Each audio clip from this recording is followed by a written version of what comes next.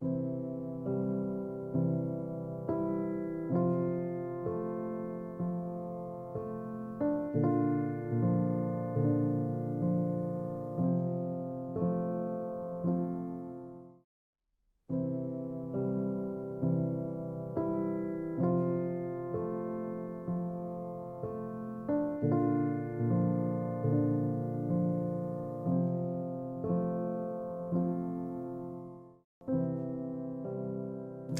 country was exhausted, depleted, grey, and the Queen was a bright spark of just illumination. She brought a brightness, a hope, a delight. We were overjoyed.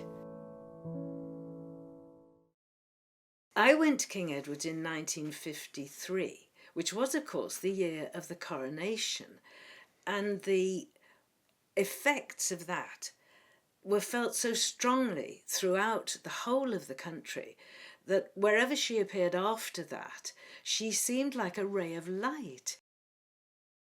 The day itself dawned as inauspiciously as possible. It was pouring with rain, and it was real rain. None of your Shakespearean gentle stuff from heaven, none of that. It was absolutely dreadful.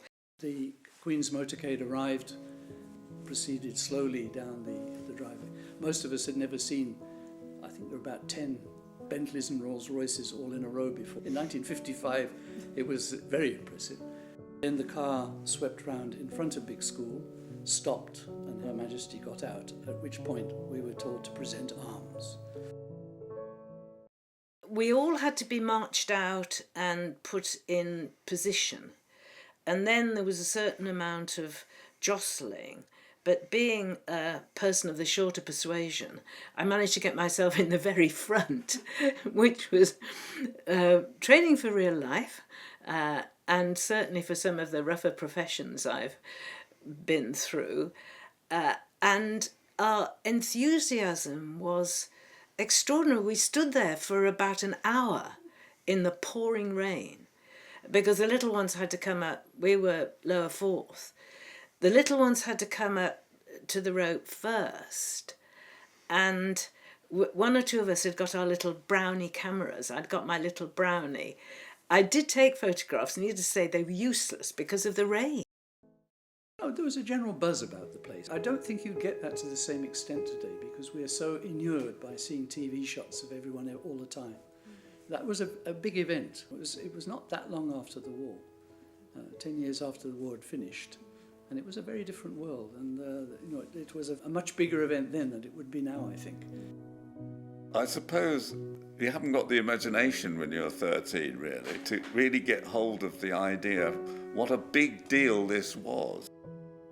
It's in our school, and therefore the sort of parochial attitude still applied, really. I mean, we knew it was important, but only later do you understand why. As a youngster, basically, of 13, it just made a general impression of excitement at the time, but I haven't any really detailed, other than my encounter with the Duke of Edinburgh, really.